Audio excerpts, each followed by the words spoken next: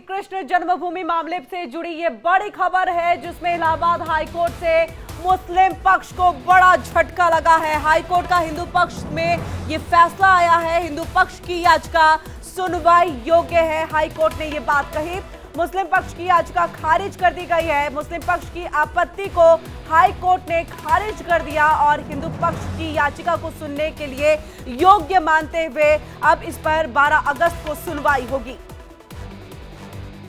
Supreme court जाएंगे और stay vacation की मांग करेंगे। जी बिल्कुल, मुस्लिम पक्ष की याचिका खारिज हो गई 7/11 की। इसके बाद ये कहेंगे जो 18 याचिकाएं हैं उनका ट्रायल अयोध्या विवाद की तर्ज पर इलाहाबाद हाईकोर्ट में चलेगा। बिल्कुल बिल्कुल सही कहा, ये साफ हो गया है। आपने कहा कि आप सर्वे को लेकर सुप्रीम कोर्ट जाएंगे। हाँ बिल्कुल, हम सुप्रीम कोर्ट में कैविएट फाइल करेंगे और अगर मुस्लिम पक्ष इस आदेश को चुनौती देता है तो हम सुप्रीम कोर्ट के सामने अपना पक्ष रखेंगे। देखिए, सबसे बेसिक ग्राउंड हमारा यही था कि प्लेसेस ऑफ वर्शिप एक्ट धार्मिक स्वरूप तय करने की स्वतंत्रता देता है और जो एक गलत नैरेटिव फैलाया जा रहा है कि प्लेसेस ऑफ वर्शिप एक्ट से केस बाधित हैं, ये ज्ञान व्यापी में भी होल्ड हो चुका है इलाहाबाद हाईकोर्ट द्वारा ही कि ये case places of worship act से बाधित नहीं, वक्फ एक्ट से बाधित नहीं है।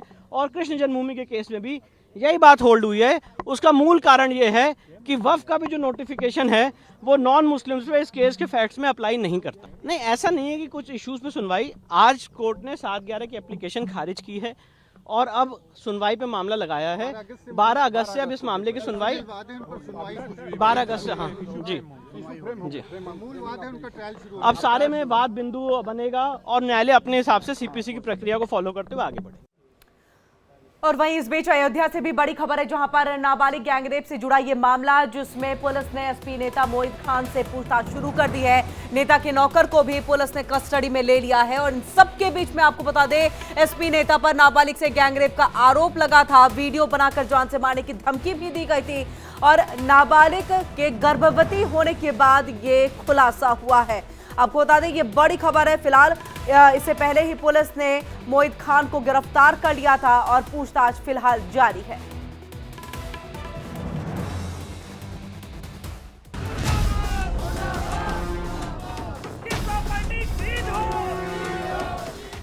धर्म की नगरी में अधर्म,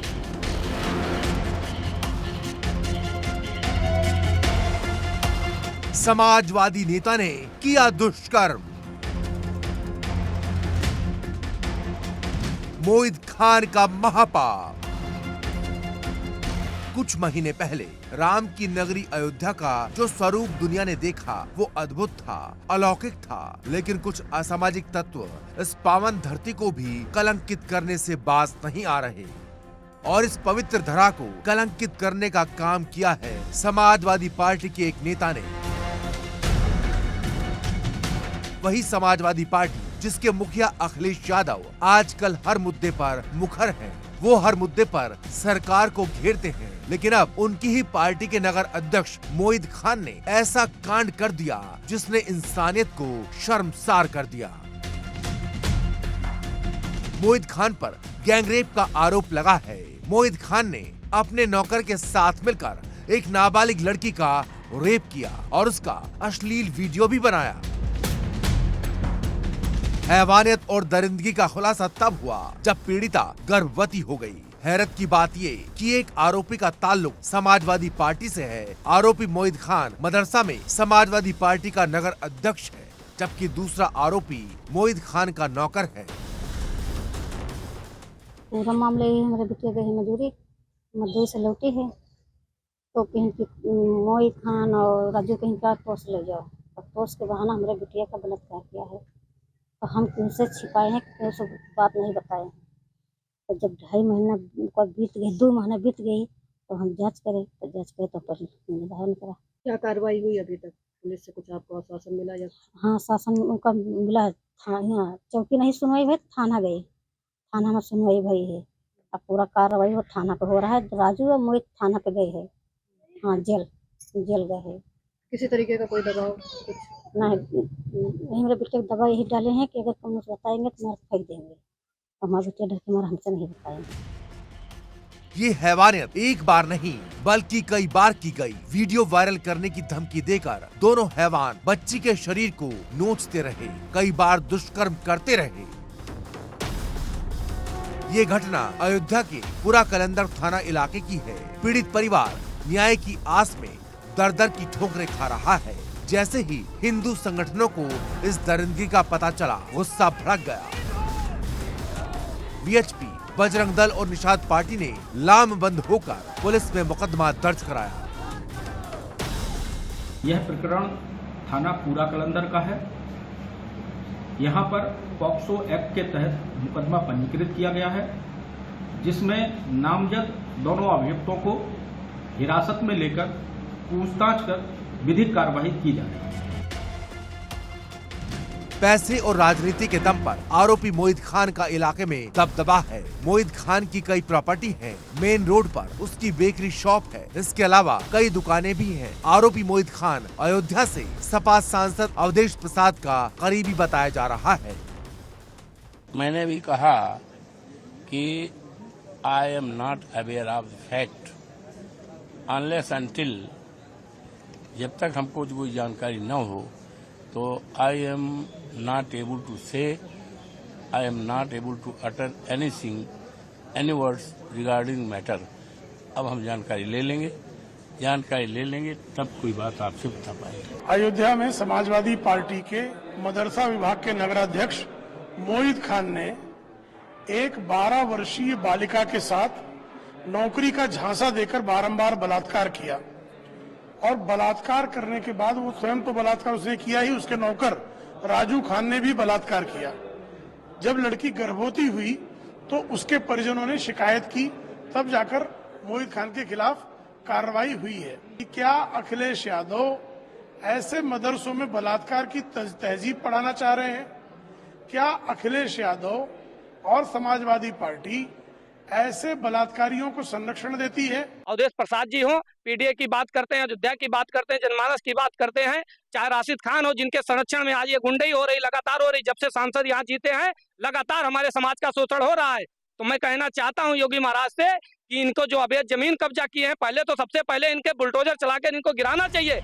नाबालिग लड़की के साथ इस शर्मनाक कांड पर पोस्को एक्ट के तहत मुकदमा दर्ज कर लिया गया है। अब मामला लखनऊ में डीजीपी ऑफिस तक पहुंच गया है। माना जा रहा है कि चौकी प्रभारी समेत कई पुलिस वालों के खिलाफ सख्त एक्शन हो सकता है। साथ ही सूबे की सियासत भी गर्मा सकती है। Bureau report, India daily.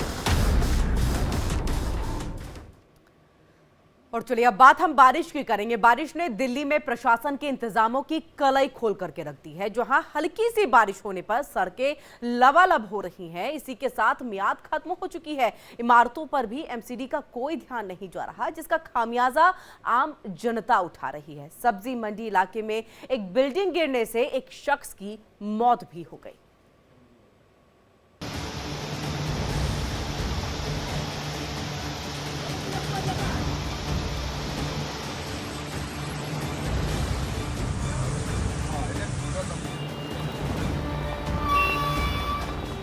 चिलचिलाती धूप और भीषण गर्मी के बीच दिल्ली एनसीआर में झमाझम बारिश ने मौसम खुशगवार कर दिया।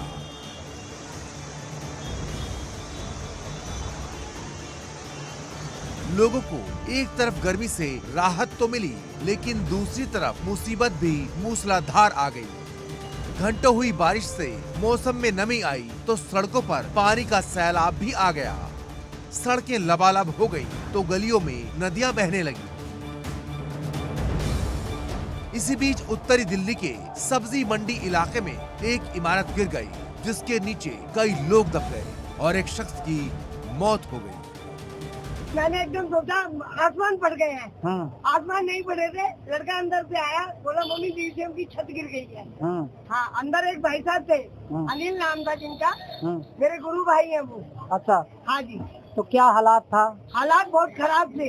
3 लेडीज भागी हुई सामने पटड़ी पे आई, एक के सिर में भी लग गई थी। अच्छा, हाँ जी। अभी अनिल के क्या हालात बताया? हालात तो अभी ये बता रहे खत्म हो गए। अच्छा, हाँ, 30 जारी ले गए थे, अभी खबर आई है, फोन आया है, खत्म हो गए हैं। जानकारी के मुताबिक बिल्डिंग में डीसीएम के नाम से कपड़े की दुकान थी, जिसे 2 भाई चलाते थे। दुकान करीब 50 साल पुरानी थी, जिस पर एमसीडी के साथ केस भी चल रहा था। थी? ये कम से कम 50-60 साल से तो मैं जानती, 60 साल तो मेरे, 50 साल तो मेरी शादी को हो गई। मेरे गुरु भाई थे। अच्छा, क्या चीज की दुकान थी? ये कपड़े की दुकान थी, डीसीएम के नाम से। डीसीएम के नाम से? हाँ जी, 4 दुकान थी, 4 जगह थे। इनका केस भी चल रहा था। अच्छा। हाँ जी, एमसीडी से। अब सवाल ये है कि जब इतनी पुरानी बिल्डिंग थी तो एमसीडी ने कार्रवाई क्यों नहीं की? पुरानी बिल्डिंग होने पर भी उसे गिराया क्यों नहीं गया, जबकि उस पर पहले से ही एमसीडी का नोटिस लगा हुआ था? इस बात का खुलासा खुद एडीएम ने किया। कितने सर कितने साल पुरानी? कोई 2 बता रहा, कोई 3 बता रहा। ये तो अभी नहीं बताया। कितने साल पुरानी बिल्डिंग है? नहीं बता। अच्छा, नहीं बता सकते सर। ये कह रहे हैं, आसपास के लोग कह रहे हैं कि एमसीडी का पहले नोटिस लगा हुआ था, अगर एमसीडी इस पर कोई कार्रवाई नहीं कर पा रही। ये बताया बना ये तो कई बिल्डिंग पे तो नोटिस अभी लगा हुआ है। बेसिकली एमसीडी क्या करती है ना, जो बहुत पुरानी बिल्डिंग है वो डेंजरस बिल्डिंग डिक्लेयर करती है और उस पर नोटिस लगा के उनके खिलाफ मतलब उन पर एक्शन लेते हैं कि डेंजरस बिल्डिंग। लेकिन अब लगा है कि नहीं लगा है ये तो अब कल ही पता चलता है। सुना आपने, यानी इस बिल्डिंग पर एमसीडी नोटिस लगा चुकी थी, बावजूद इसके इसे गिराया नहीं गया। डेंजरस डिक्लेयर होने के बाद भी बिल्डिंग को जस का तस छोड़ दिया गया और इस हादसे को दावत दे दी।